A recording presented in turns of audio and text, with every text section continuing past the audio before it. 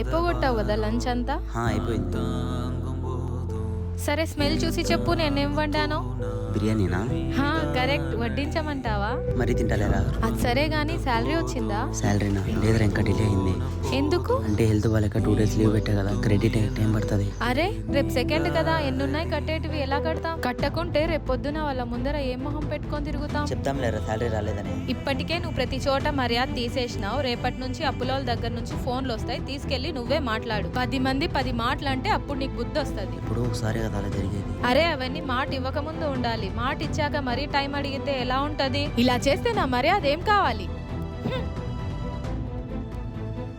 అరే శాలరీ వచ్చింది కదా, నాతో ఎందుకు అబద్ధం చెప్పావు?